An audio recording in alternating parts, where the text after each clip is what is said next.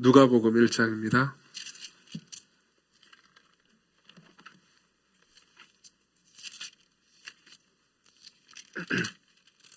26절부터 38절, 누가복음 1장 26절부터 38절을 제가 읽어드리도록 하겠습니다.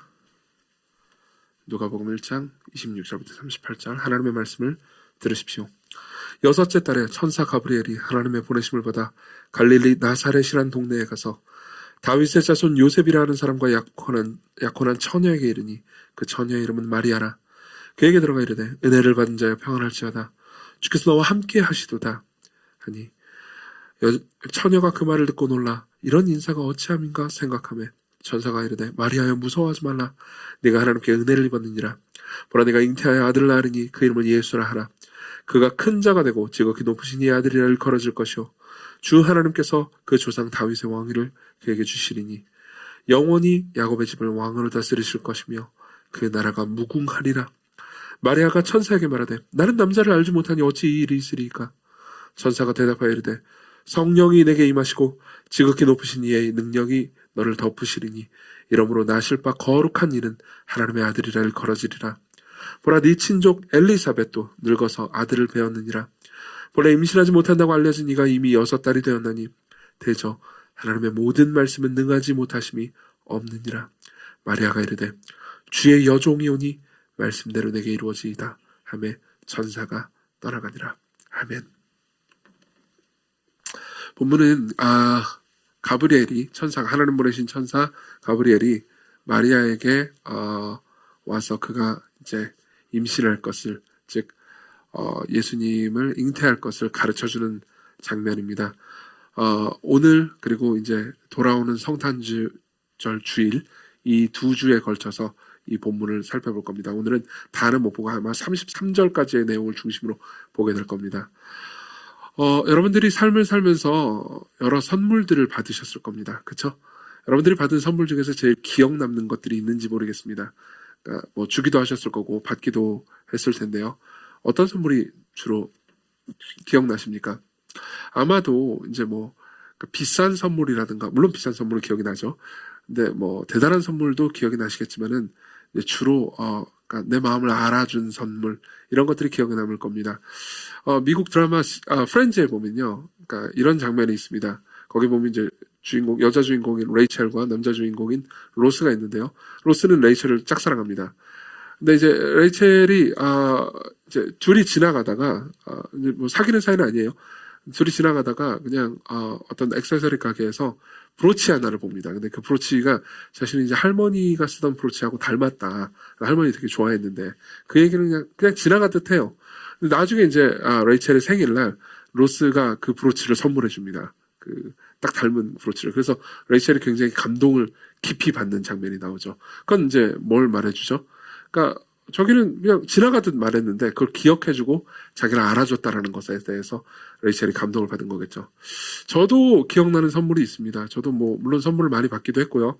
그리고 주기도 했습니다만 제가 제일 기억나는 선물은 제 아내로부터 받은 선물입니다. 참고로 이 얘기 끝나고 제 아내한테 가가지고 그런 선물 주셨다면 그러면 안 돼요. 제 아내가 싫어합니다.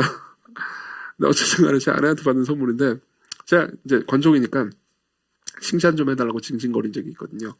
근데 이제 당신은 뭐 낮아져야 돼 뭐 이렇게 얘기하다가 뭐 그냥 칭찬하면 안 돼 이러다가 이제 제 결혼기념일날 그 엽서를 하나 저에 대한 그 칭찬을 빼곡하게 적은 그런 선물을 준 적이 있어요. 편지죠. 근데 뭐 그게 감 나가는 거나 이런 게 아니잖아요. 그런데도 불구하고 제 삶에 굉장히 기억에 남는 선물입니다. 저를 되게 감동시켰던 선물이죠. 왜 그럴까요? 저를 알아줬다라는 그 기쁨이죠. 그게 이제 감동을 주는 거 아니겠습니까? 마찬가지로 모든 선물은 그러니까 나를 깊이 알아주고 내 작은 어떤 원함까지도 섬세하게 살펴줬다. 이것 때문에 깊은 감동이 되죠. 이건 남성이나 여성이나 다 똑같은 것 같습니다. 그런 상황에서 이제 사실은 이 마리아도 선물을 받았다고 가브리엘이 천사가 말해줍니다. 이 본문을 보면요. 전체적인 문맥을 잠깐 볼게요. 가브리엘이 하나님의 보내심을 받아서 26절입니다. 나사렛이라는 동네로 들어갑니다. 근데 다윗의 자손 요셉이라 하는 사람과 약혼한 처녀에게 이르니 그 처녀의 이름은 마리아예요. 근데 그에게 들어가서 이르되 은혜를 받은 자여 평안할지어다. 주께서 너와 함께 하시도다. 이렇게 이야기를 합니다. 은혜를 받은 자요. 그리고 나서 처녀가 그 말을 듣고 놀랍니다. 그러니까는 천사가 쭉 얘기를 하면서 마리아야 무서워하지 말라. 네가 하나님께 은혜를 입었느니라 라는 말을 합니다. 은혜를 받았다는 말을 두 번이나 해요.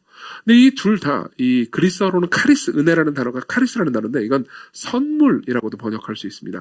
은사라고도 번역돼요. 이제 영어로는 기프트라고도 많이 됩니다. 그러니까 선물이에요. 너는 선물을 받았도다.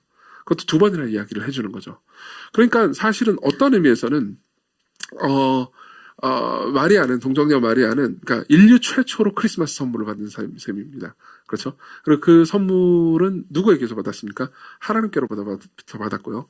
그리고 그 선물의 본질은 이제 하나님의 영원한 아들 예수님이죠. 예수님이라는 선물을 받은 셈입니다. 그렇죠? 인류 최초의 크리스마스 선물을 받은 여성이죠. 그럼 이 선물이 어떤 선물일까요? 사실은 이 선물을 깊이 따지고 들어가면 되게 복잡합니다. 그래서 저는 이 전체 본문을 통해서 이 선물의 특징이 어떤 건지 말씀드리겠습니다. 첫 번째로는 이 선물의 잔인함에 대해서 말씀드리겠습니다. 잔인함? 이상하게 들릴 수 있겠지만 설명해 드릴게요. 그리고 두 번째로는요, 이 선물의 위대함에 대해서 말씀드리죠. 먼저 잔인함입니다. 이 선물은 잔인했습니다.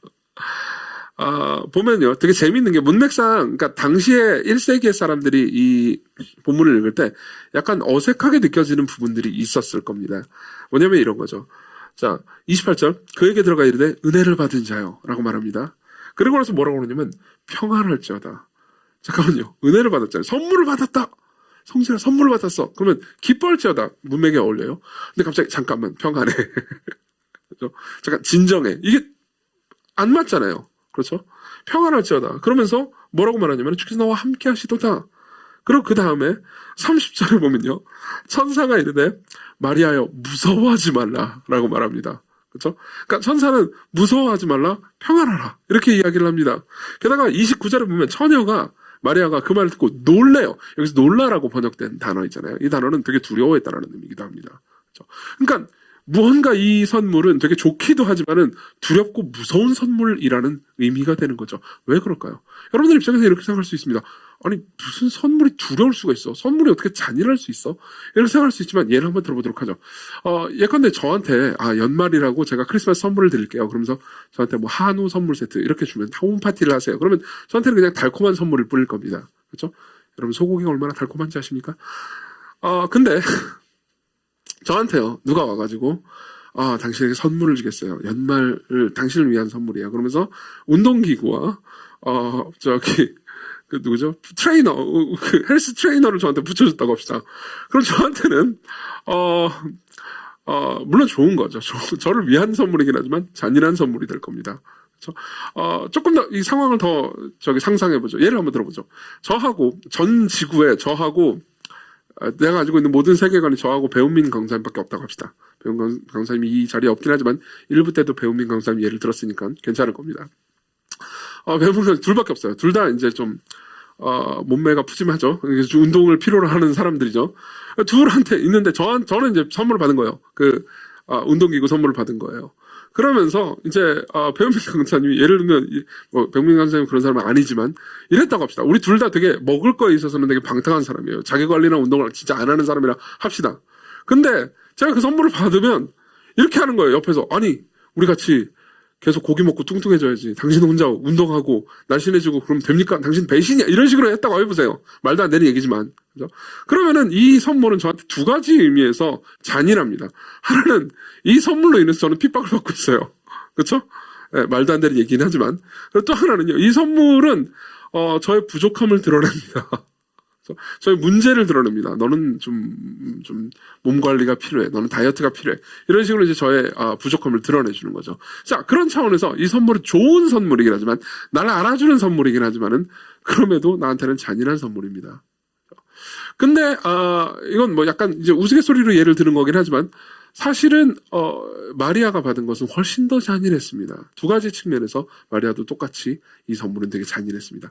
첫 번째 측면에서는요, 예수님이라는 선물은요, 마리아의, 그리고 우리의 평판을, 우리의 명예를 해칠 수도 있는 선물이라는 점에서 잔인했습니다. 마리아와 요셉의 상황을 한번 상상해보죠. 여러분들이 이 크리스마스 시즌이 되면요, 그때 되면 항상 이제 좋은, 크리스마스와 연관된 그 성탄 관련된 책들이 나옵니다. 신앙서적들이 나옵니다. 뭐 제가 여러분들에게 권하는 책들 좀 몇 권 더 나중에 추천해 드리겠습니다. 근데 뭐 매해 뭐 몇 권씩 읽기는 그러니까는 올해는 여러분들이 그런 책을 한번 읽어보셨습니까? 팀 켈러의 예수라는 책이 있습니다. 팀 켈러의 예수라는 책이 있습니다. 그리고 그걸 이미 읽으셨다 그러면은 이제 마틴 로이드 존스의 내구주 예수님이라는 책을 한번 읽어보십시오. 그건 나중에 인용해 드릴 건데 어쨌든 이 팀 켈러의 책에 보면 이런 이야기가 있습니다. 천사의 통보가 요셉과 마리아에게 어떤 의미였을지 생각해보라. 마리아가 임신했는데 요셉이 알았듯이 아버지는 자신이 아니었다. 그렇죠? 마리아, 내 약혼자가 임신했는데 아빠가 내가 아니야. 그러니까 완전 진짜 이거 자체는 너무 잔인하죠. 그렇죠? 그래서 그는 파혼하려 했으나 천사가 나타나 성령으로 잉태한 것이니 마리아와 결혼하라라고 말한다. 하지만 요셉이 그녀와 결혼한다면 체면과 명예를 중시하던 그 사회의 모든 사람이 아기의 출생 시기가 결혼 후 10달 만이 아님을 알게 된다. 그렇죠. 네. 결혼을 했는데 한 5달 만에 애가 나와. 그러면은 이건 둘 중에 하나죠. 그죠? 여자가 이미 임신한 상태였음이 밝혀진다. 이는 요셉과 마리아가 혼전의 잠자리를 가졌든지 아니면 마리아가 분리를 저질렀다는 뜻이 되며 어느 쪽이든 둘 중에 어느 쪽이든 두 사람은 수치와 사회적 배척과 거부를 당하게 된다. 영영 2등 시민, 사회적 약자가 되는 것이다. 그렇죠? 굉장히 슬픈 일입니다. 게다가 지금 상황에도 지금 우리나라도 뭐 점점 바뀌고 있긴 하지만 어쨌든 명예와 수치가 되게 중요한 사회란 말이에요. 근데 여러분들은 뭐 어쨌든 서울 수도권에 있는 대도시에 살고 있습니다. 그렇기 때문에 이게 그렇게까지 크게 와닿지 않을 수 있지만 이때 당시에는 그냥 마을에 산단 말이에요. 그리고 그 마을에 있는 사람들은 서로 집에 뭐 숟가락 다 몇 개 있는지 다 알고 있었어요. 그런 상황에서 이런 일이 벌어졌다? 그러면은 사실은 이때뿐만 아니라 시간이 꽤 지나서도 저 남자 예수라는 저 작자는 뭐 어떤 부정한 방식으로 태어난 사람이야. 혹은 이제 마리아는 좀 부정한 여인이야. 라는 식으로 사회적 평판을 깎아먹을 만한 상황이 있었다는 거죠. 그건 요셉에게도 마리아에게도 굉장히 잔인한 일이었습니다. 게다가 이후에 요셉의 삶을 보잖아요. 그 예수님의 아버지 요셉의 삶을 보면 마리아와 함께 예수님이 자기 집안에 왔다라는 이유로 헤롯의 핍박을 받고요. 그 이후로도 많은 고생을 하게 됩니다. 자, 이게 예수 그리스도를 마음으로 받아들인 사람이 삶에서 결국 겪을 일입니다. 여러분들이 예수 그리스도를 따르고 그분을 따라서 그분이 원하시는 대로 살기 시작하잖아요. 그럼 여러분들은 반드시 사회적인 평판을 어느 정도 잃게 됩니다. 실제로 디모데후서 3장 12절은 우리에게 이렇게 말해줍니다. 무릇 그리스도 예수 안에서 경건하게 살고자 하는 자는 반드시 박해를 받을 거라고요. 여러분들이 이미 그것을 경험하고 있는지도 모릅니다.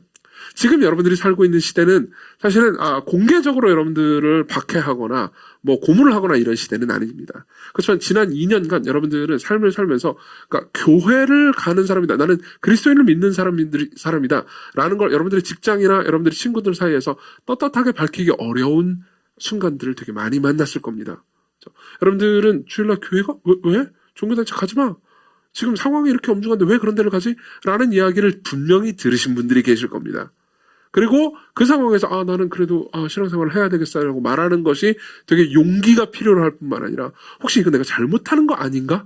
라는 생각을 들게 만들 만한 순간들을 겪으셨을 겁니다. 여러분들이 그리스도를 따르는 것, 이런 것들은 여러분들이 그리스도를 따르는 것 때문에 결국은 여러분들이 짊어져야 되는 문제 중에 하나죠. 이런 문제는 뭐 코로나 시국이 끝난다고 해가지고 사라지지 않을 겁니다.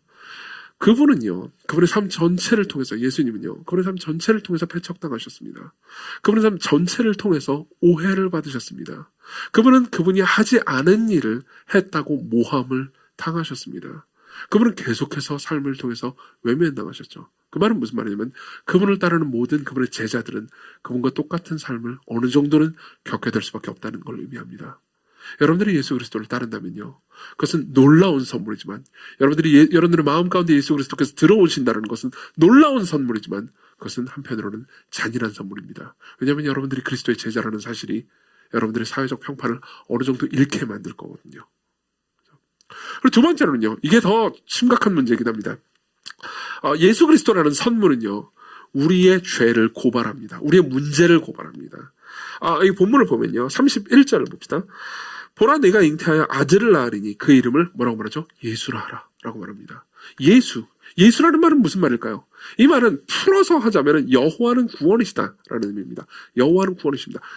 바꿔서 얘기하자면 구원이신 여호와라고 말할 수도 있습니다. 이 예수 그리스도는 어떤 분이십니까? 구원이신 여호와십니다. 여호와는 구원이십니다. 그럼 뭐로부터 우리를 구원한다는 겁니까? 마태복음 1장 21절은 이렇게 말합니다. 아들을 낳으리니 이름을 예수라 하라. 이는 그가 자기 백성을 그들의 죄에서 구원할 자이심이라 하니라.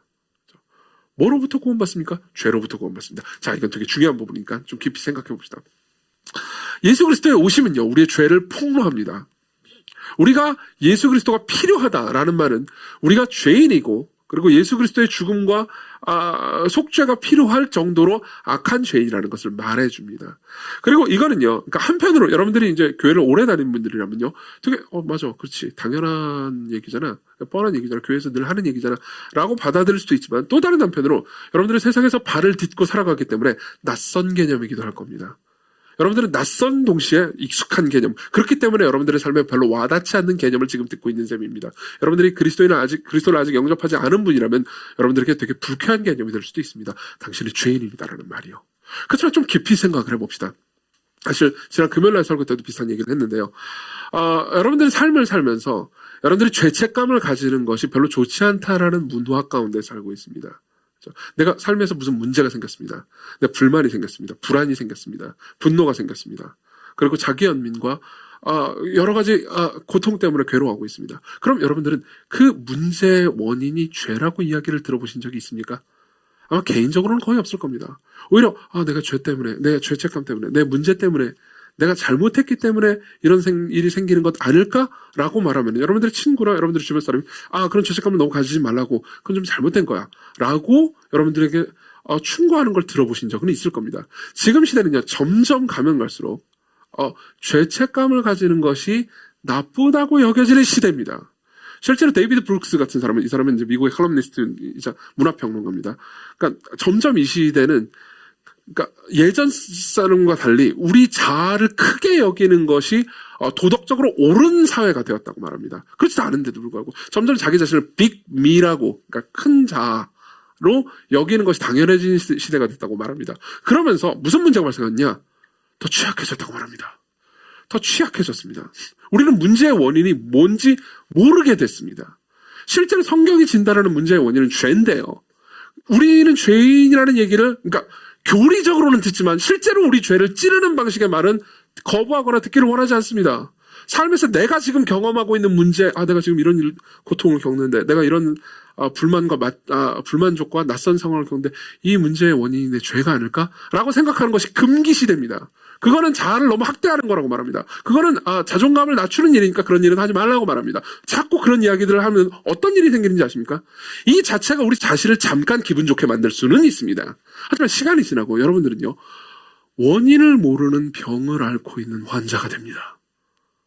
혹은 죄목을 모르는데 형벌을 받게 된 죄수가 돼버립니다.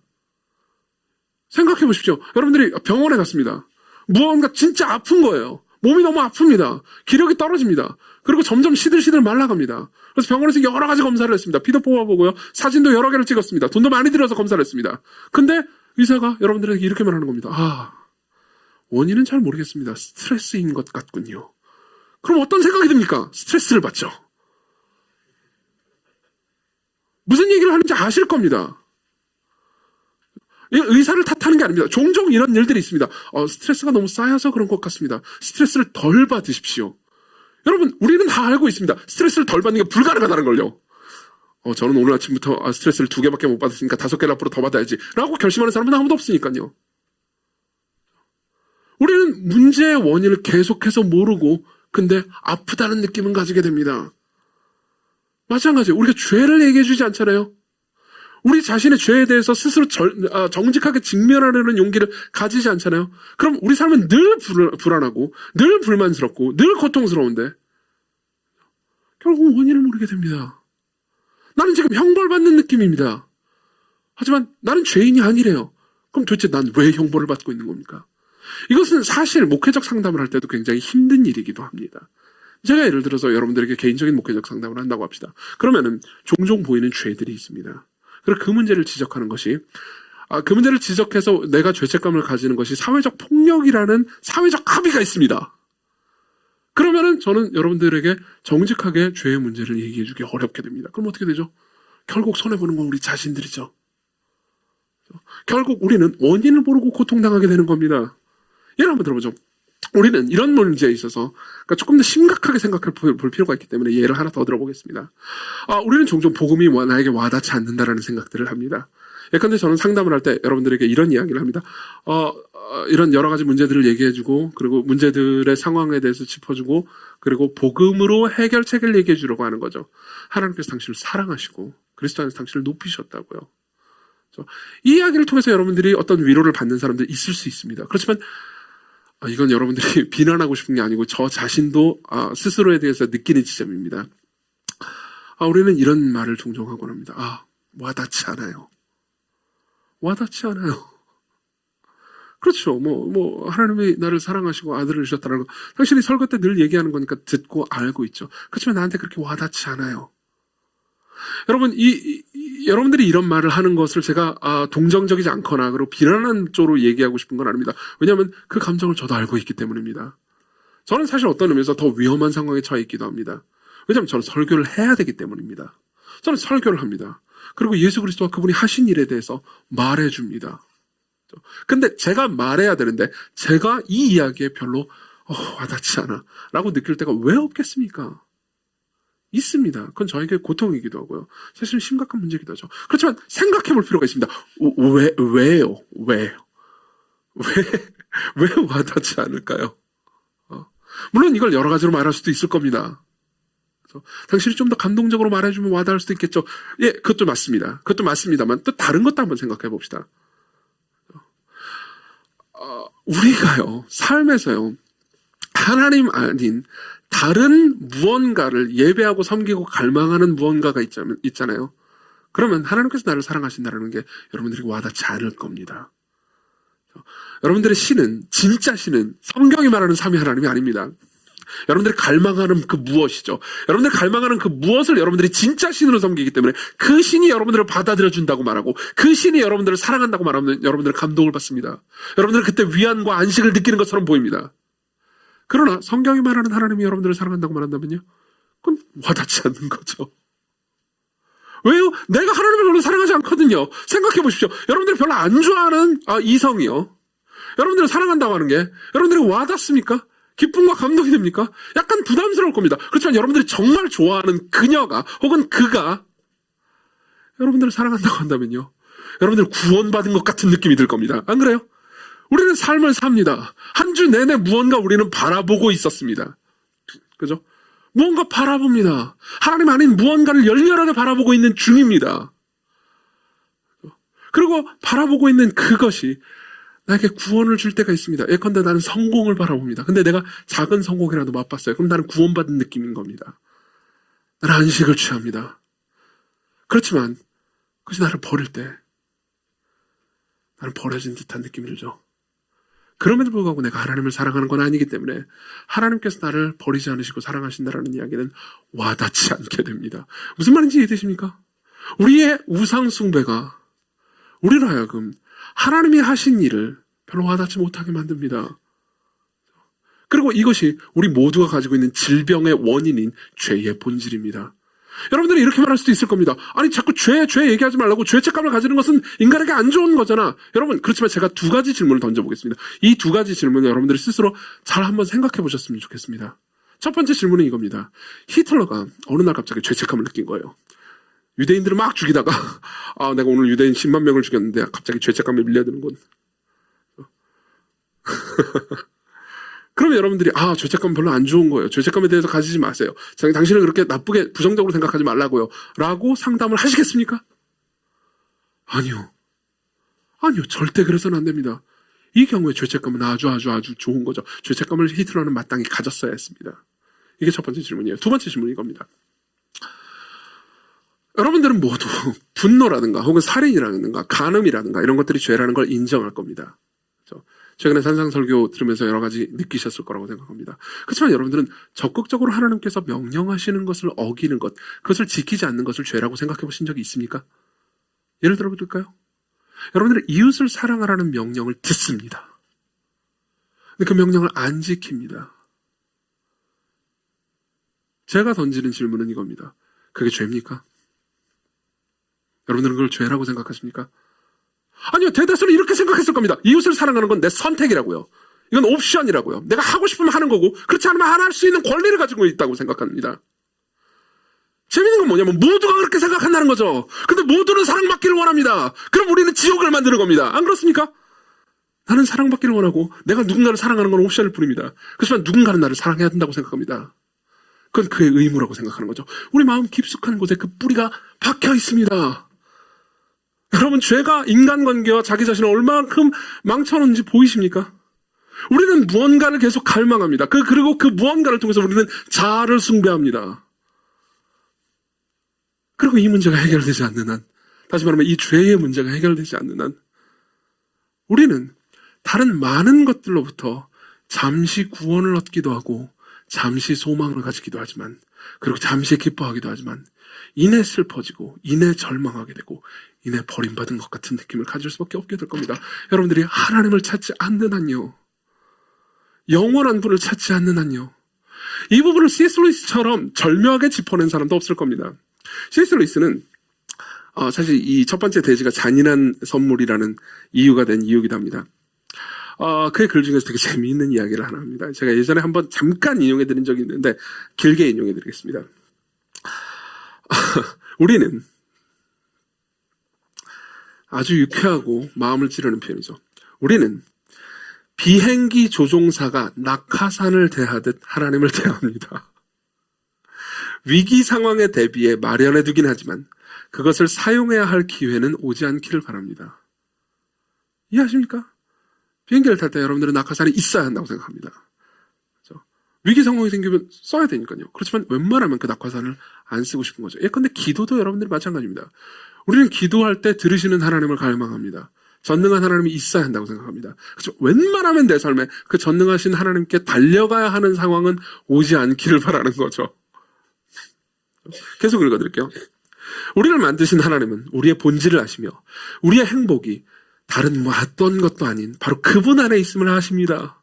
그러나 하나님이 행복을 찾을 만하게 보이는 곳을 단 한 군데만 남겨두셔도 우리는 그분 안에서 행복을 찾으려고 들질 않습니다. 우리는 이른바 나의 삶이 즐겁게 느껴질 때는 그 삶을 하나님께 양도하려고 들질 않습니다. 그러니 나의 삶을 덜 즐겁게 만들고 그럴듯해 보이는 거짓된 행복의 우상을 뺏는 것 외에 하나님께서 우리의 유익을 위해 하실 수 있는 일이 대체 뭐겠습니까? 바로 이 자리, 처음에는 하나님의 섭리가 잔인하기 짝이 없게 보이는 이 자리야말로 하나님의 겸손함과 지고한 분의 낮아짐을 찬양해 맞이 않아야 할 자리입니다. 하나님께서요, 우리를 사랑하시기 때문에 종종 하나님이 아닌 다른 것들을 하나님으로 섬기고 있을 때 그것들을 잠시 빼앗아 가셔야 한다는 거죠. 그렇지 않으면 우린 하나님을 보지 않습니다. 우린 계속해서 하나님 아닌 다른 것들을 보고 있습니다.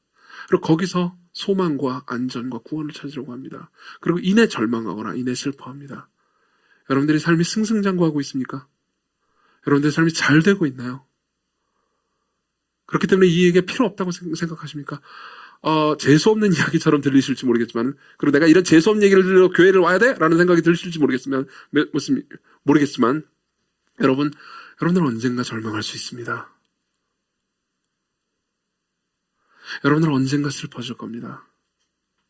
그 모든 가짜 신들은 여러분들을 진정으로 만족하게 할 수가 없습니다. 그래서 예수 그리스도께서 이 땅에 오셔서 그분이 공생애를 하시면서 처음으로 한 말이 바로 이겁니다. 때가 찼고 하나님의 나라가 가까이 왔으니 회개하고 복음을 믿으라. 회개하고 복음을 믿으라. 우리의 죄의 문제를 해결하지 않는다면, 다시 말하면 우리가 회개로 돌아가지 않는다면 우리는 아무것도 치료받을 수 없기 때문입니다. 그렇기 때문에 이 선물은 우리를 치료하는 좋은 선물이지만 잔인합니다. 우리는 우리가 죄인이라고 고백해야만 합니다. 우리는 우리가 문제가 있는 존재라고 고백해야만 합니다. 우리는 우리가 우상을 섬기고 있었다고 그래서 우상에서 벗어나서 참 하나님을 섬겨야 한다고 고백해야 됩니다. 그렇지 않으면 우리는 이 선물을 누리지 못하게 되니까요. 두 번째로 넘어가죠. 그럼에도 불구하고 이 선물이 위대한 이유에 대해서 말씀드리겠습니다. 31절부터 33절을 보겠습니다. 제가 읽어드릴게요. 보라 내가 잉태하여 아들을 낳으리니 그 이름을 예수라 하라. 그가 큰 자가 되고, 잠깐만요. 약간 여기서 이상한 부분이 있습니다. 잉태하여 아들을 낳을 것이다. 간단하게 얘기하면 아기를 낳는다라는 의미입니다.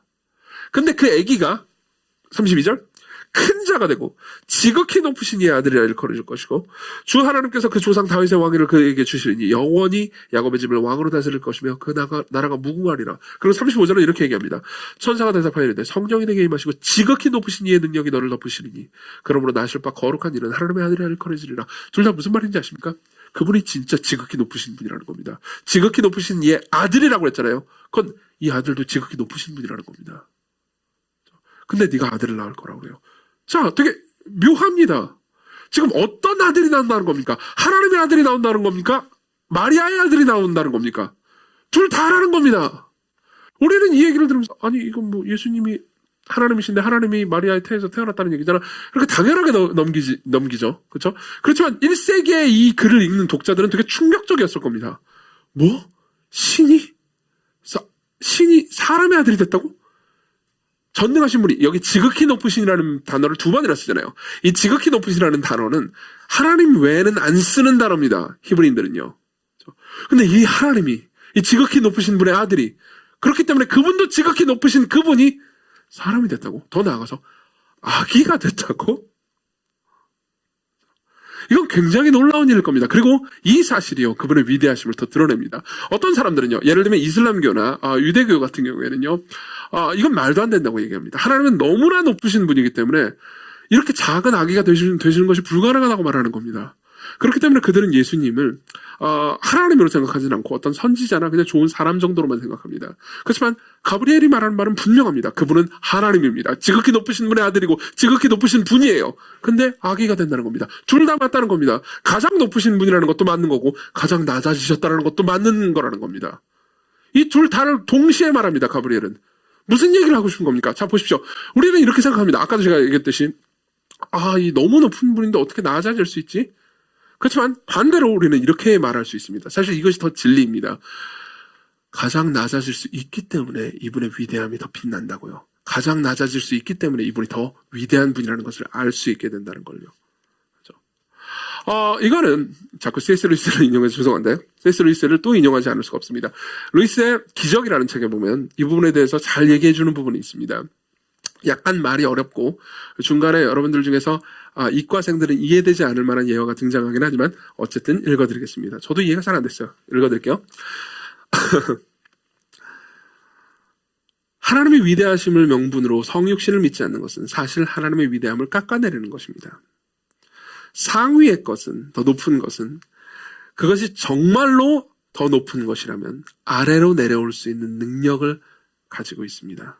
즉 큰 것은 작은 것을 포괄할 능력이 있다는 것을 말입니다. 그렇죠. 큰 상자는 작은 상자를 담을 수 있습니다. 큰 상자는 작은 상자를 포함할 수 있습니다. 맞죠? 그렇게 입체들은, 이 부분부터 제가 잘 이해가 안 되는 부분인데 이과생들은 잘 이해하실 거니까 그냥 읽어드리겠습니다. 입체들은 평면 기하학의 많은 진리들을 예증해 주지만 평면 도형들은 입체 기하학의 진리들을 전혀 예증해 주지 못합니다. 마찬가지로 무기체에 해당하는 명제들은 많은 경우 유기체들에게도 적용되지만 유기체에 해당하는 명제들은 무기체들에게는 전혀 적용되지 못합니다. 전 C.S. 루이스를 굉장히 좋아하는데 C.S. 루이스가 한 말 중에서 이해하지 못하는 문장이 이 부분이 유일했습니다. 이거 말고도 많긴 했지만 어쨌든 저는 전형적인 문돌이거든요. 근데 그 다음 부분은 이해됐습니다. 몽테뉴는, 프랑스의 철학자죠. 몽테뉴는 자신의 새끼 고양이와 같이 있을 때는 새끼 고양이처럼 놀 수가 있지만 그 새끼 고양이는 결코 몽테뉴에게 철학에 대해서 말하지 못합니다. 맞죠? 이해하십니까? 몽테뉴는 새끼 고양이한테 야옹 야옹 하면서 고양이처럼 말할 수 있습니다. 그렇지만 고양이는 몽테뉴한테 실존주의에 대해서 말할 수가 없습니다. 맞죠? 여러분, 같은 원리입니다. 대인배는 소인배가 가지고 있는 그 옹졸한 속을 다 이해하고 속속들이 파악할 수 있습니다. 그리고 왜 저렇게 속 좁고 이기적으로 생각하고 말하는지 다 알고 있습니다. 그렇지만 소인배는 대인배가 어떻게 저렇게 기꺼이 희생할 수 있는지 다 알아채지 못합니다. 때로는 어리석다고 생각하죠. 히틀러는 링컨을 결코 이해할 수 없을 겁니다. 그렇지만 링컨은요, 히틀러의 마음을 속속들이 다 알 수 있을 겁니다. 여러분들 모두가 마찬가지입니다. 지혜로운 사람은 어리석은 사람이 왜 어리석게 행동하는지를 다 간파할 겁니다. 그렇지만 어리석은 사람은 지혜로운 사람이 왜 저렇게 그들의 입장에서 볼 때는 때로는 어리석고 위험하며 희생하는 결정을 하는지 다 이해할 수가 없습니다. 그렇지만 어리석은 사람들은 가지고 있지 않은 지혜를 가진 지혜로운 사람들은요, 그가 희생하는 것처럼 보이고 내려놓는 것처럼 보이고 그리고 손해보는 것처럼 보이지만 많은 것들을 가져갑니다. 훨씬 더 풍성하고 풍요로운 삶을 살게 됩니다. 꼭 경제적으로 그렇다는 게 아닙니다. 삶 전체가 넉넉하고 풍요롭게 변한다는 거죠. 이걸 절대로 이해할 수 없는 겁니다. 자, 그럼 어떻게 되죠? 보통 이렇게 되면 이런 상황이 펼쳐집니다. 히틀러가 있고 링컨이 있습니다. 물론 둘은 동시대 사람은 아니에요. 하지만 히틀러 같은 사람을 보면서 링컨이 저 사람 속은 다 꿰뚫어 보이는군. 이럴 때가 있습니다. 여러분들도 삶에서 그럴 때가 있을 겁니다. 그렇죠? 어떤 사람이 되게 이기주의이고 자기중심적으로 행동하고 생각하고 말합니다. 그럼 여러분들은 그걸 보면서 저 사람이 지금 어떤 의도로 저런 말을 하고 저런 행동을 하는지 다 꿰뚫어 보일 때가 있을 겁니다. 저 사람이랑 계속 같이 있으면은 되게 이기적이고 자기중심적이기 때문에 결국 내가 손해를 보게 되겠군. 이라는 계산이 자동적으로 여러분들의 머릿속에 들립니다. 그럼 그 다음에 여러분들은 어떤 행동과 선택을 합니까? 간단하죠. 손절하는 거죠. 손절하는 겁니다. 그냥 그만 만나는 겁니다. 그냥 난 너랑 이제 절교할 거야. 이건 유치한 짓이고 그렇게 했다가는 오히려 자기한테 손해가 올 수 있으니까 적당한 거리를 두시는 거죠. 적당히 그냥 둬주는 겁니다. 적당히 대해주는 겁니다. 그렇다고 해서 누가 뭐라고 할 사람은 아무도 없으니까요. 그리고 때로는 세상에서 이거 지혜롭다고 말하기도 합니다. 그리고 제가 이 상황을, 이 선택을 꼭 비난하고 싶은 것도 아닙니다. 우리는 상처받기 싫어하고요. 그리고 어느 정도 적당한 거리를 둔다고 해가지고 딱히 내가 손해볼 것이 더 없고 게다가 가까운 거리를 두면 내가 손해보거나 고통스러워할 일이 훨씬 더 많기 때문에 대충 그렇게 행동합니다. 그러나 하나님은 다르게 행동하셨죠. 그러나 하나님은 다르게 행동하셨습니다. 그분은 우리를 이해하시기 위해 낮아지셨습니다. 그리고 그것이 바로 예수 그리스도께서 위대하신 이유죠. 여러분, 예수 그리스도께서는 천국에서요, 저 하늘에서 자기중심적이고 그리고 타락하고 하나님을 반역한 인간들을 보면서 그저 손절하실 수 있었습니다. 얼마든지 그렇게 하실 수 있었습니다. 그리고 그것이 딱히 악이 아니었습니다. 예수님께 있어서는요, 내가 저들을 선하게 창조했습니다. 근데 저들은 스스로 타락해서 스스로 지옥을 만들어버렸습니다. 자기중심적인 삶을 살아가면서요. 그럼 어떻게 하면 됩니까? 그들은 계속해서 하나님께 반역하고 반항합니다. 그럼 어떻게 하면 됩니까? 그래, 난 니들이 나를 향해서 반역하고 반항하면서 원망하는 것을 그만 보고 싶다. 저리 꺼져줬으면 좋겠다. 그러면서 지옥으로 싹 쓸어놓고 그냥 안 보시면 됩니다. 즉 손절하면 되는 거죠. 그냥 하나님께서 선택하실 수 있는 가장 편안하고 편리한 선택이었습니다. 하나님은 순결한 눈을 가지고 계시고 모든 것을 보실 수 있었기 때문에 사람들의 속셈을 다 꿰뚫어 보실 수 있었습니다. 그렇지만 그분이 어떻게 하셨죠? 여러분들이 구약 성경을 본다면 그분이 어떻게 하셨는지 보게 될 겁니다. 이것이 그리고 이스라엘 백성들이 감동하는 지점들이었을 겁니다. 구약 성경을 보면요, 하나님께서 그들을 버리지 않으십니다.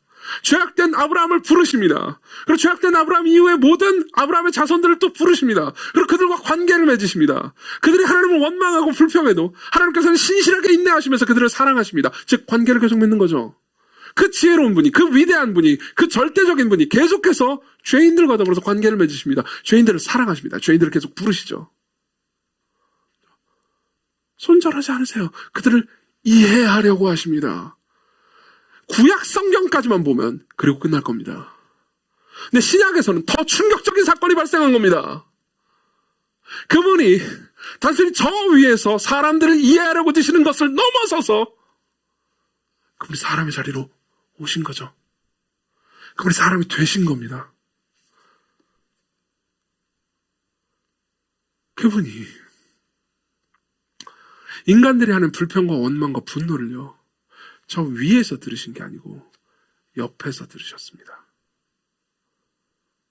인간들이 하나님께 하는 진노와 저주를요, 바로 옆에서 들으셨습니다. 바로 앞에서 들으셨습니다. 바로 앞에서 침을 툭 뱉으면 침을 맞을 수 있는 거리에서 사람들을 만나신 거죠. 맥스 루케이도라는 목회자가 있습니다. 그 사람이 쓴 글을 하는 부분을 읽어드리겠습니다. 그리고 좀 이따가 또 다른 분의 글도 읽어드리죠.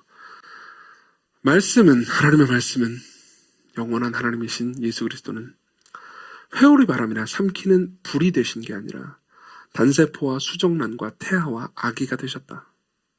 태반이 그분께 양부를 공급했고 양막이 그분을 애웠었다. 그분은 자라서 주먹만한 크기가 되셨고 조그만 심장은 여러 심실로 분화했다. 하나님이 육신이 되셨다. 여러분 보세요. 그냥 그분이 단순히 아기가 되신 정도가 아니고 그분이 세포로 출발했다고요. 세포로 출발했다고요. 예수님은 우리 세상에 인간처럼 오신 게 아니라 인간으로 오셨다. 그분도 사춘기와 여드름과 무더운 날씨와 까다로운 이웃을 겪으셨다. 까다로운 이웃. 하나님이 머리부터 발끝까지 인간이 되셨다. 별들을 매달고 바다에 물을 퍼넣으신 분이 젖을 빨고 건초 더미 위에서 잤다. 한 부분만 더 읽어드리죠. 이거 4세기 교부인 아우구스티누스가 쓴 말입니다. 옛날에도 한번 인용해드렸지만 다시 한번 인용해드리죠. 인간을 만드신 분이 인간이 되셨으니 별을 다스리시는 분이 어머니의 품에서 젖을 먹고 떡이신 분이 줄이시고 샘이신 분이 목마르시고 빛이신 분이 주무시고 길이신 분이 여정에 지치시고 진리이신 분이 거짓 증인이라 고소당하시고 선생이신 분이 채찍에 맞으시고 터이신 분이 나무에 달리시고 능력이신 분이 약해지시고 치료자이신 분이 상처 입으시고 생명이신 분이 죽으셨나이다. 여러분, 불가능이 없는 분이 불가능이 있는 존재로 오셨습니다. 전능하신 분이 불가능을 경험하셨습니다. 제가 일부 예배 때 이렇게 얘기했어요. 일부 예배 때는 초등부 아이들이 있으니까요. 앉아있는 아이들한테 이렇게 얘기했어요. 얘들아, 너를 전부 다 말할 줄 알지. 너희들의 의사표현을 할 줄 알지. 하고 싶은 말 할 줄 알지. 초등부 애들이 너무 신났어요. 네! 할 수 있는 걸 다 할 수 있어요. 밑에서 유치부에서 예배를 드리고 있는 애들 중에서는 아직 말을 못하는 아이들도 있단다. 실제로 그렇죠. 유치부에서 아이들 중에서 말 못하는 친구들 있죠? 네. 아직 말을 못하는 친구들도 있단다. 너희들은 그분보다 말을 할 줄 알겠네? 예! 우리 훨씬 더 나아요! 예수님도 말을 하실 수 없고 그저 의사표현을 하려면 우실 수밖에 없는 삶을 지나셨단다. 여러분, 여기에 잠깐 머무십시오. 이 말을 그냥 문장으로 그냥 입력하고 나가지 마시고요. 여기서 머무셔야 됩니다. 여기 머무십시오. 왜 그분이 낮아지셨습니까? 왜 그분이, 전능하신 분이 불가능한 세계로 들어오셨습니까? 왜 죽을 수 없는 분이 죽음의 세계로 들어오셔서 죽음을 겪으셨습니까? 우리를 설득하시기 위해서요. 링컨은 히틀러를 설득할 이유가 없습니다. 그렇지만 그분은 우리를 설득할 이유가 있었습니다. 왜요? 사랑하니까요. 사랑하니까요.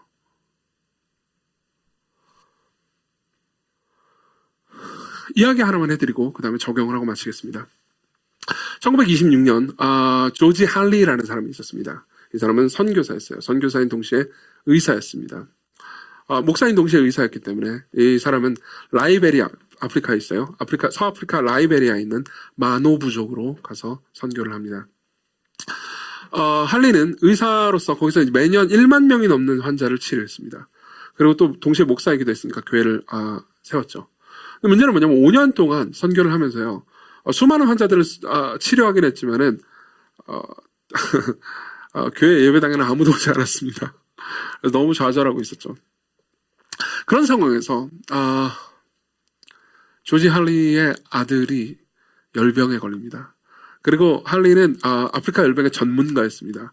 그동안 아프리카 열병에 수많은 사람들을 치료했기 때문에 자신이 있었습니다. 네가 열병에 걸리긴 했지만 내가 반드시 너를 꼭 낫게 해줄게. 그리고 자신이 가지고 있는 모든 지식과 기술을 총동원 해서, 모든 약을 총동원 해서 아이를 성심성의껏 돌봅니다. 근데 슬프게도요, 아이는 죽어버립니다.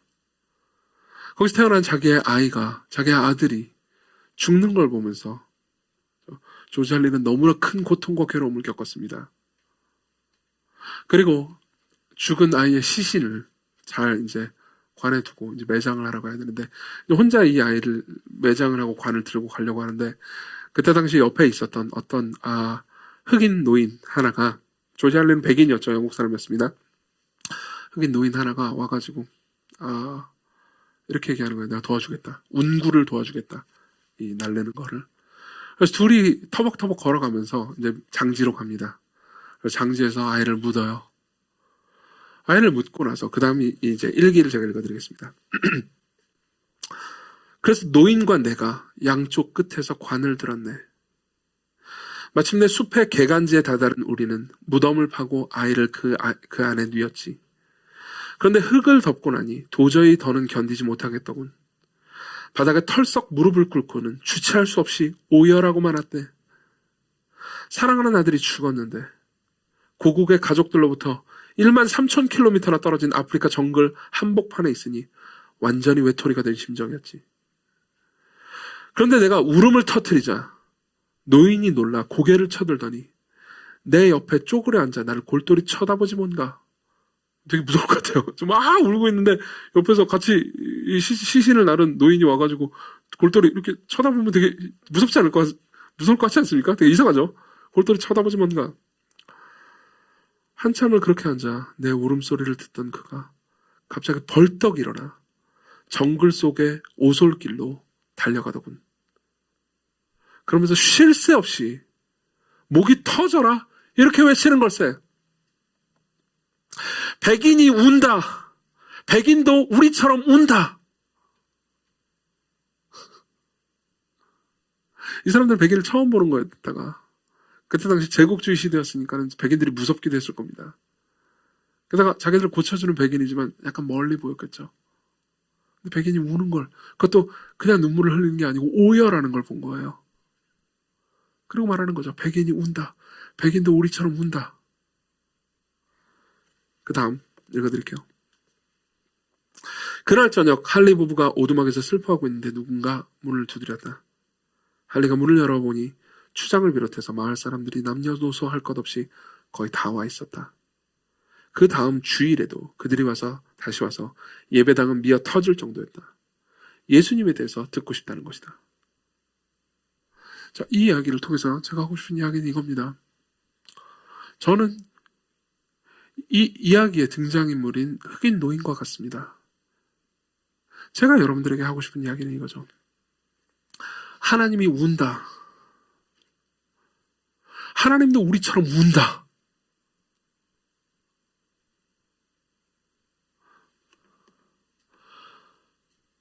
이게 여러분들에게 어떻게 들리십니까?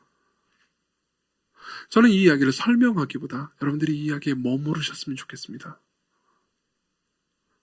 하나님께서 사람이 되셨다라는 이야기를 단순히 설명하고 적용하기보다는 여러분들이 이 사실을 머무르셨으면 좋겠습니다. 이 사실을 생각하셨으면 좋겠습니다. 왜 그분이 사람이 되셨습니까? 왜 그분이 낮아지셨습니까? 왜 그분이 우셨습니까? 왜 그분이 여러분들의 삶 안으로 들어오셨습니까?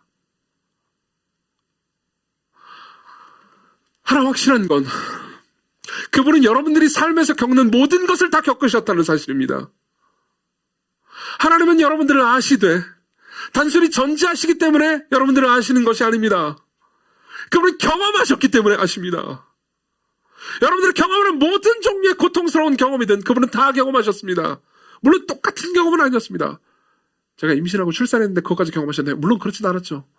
그렇지만 그 고통을, 그보다 훨씬 더 깊은 고통을 그분이 겪으셨습니다. 그렇기 때문에 우리가 고통스러울 때 그분이 어떤 기분인지 그분은 정말로 아십니다. 그분은 저 위에서 우리와 소통하기를 원치 않으시고 더 나아가서 우리의 자리로 오신 거죠.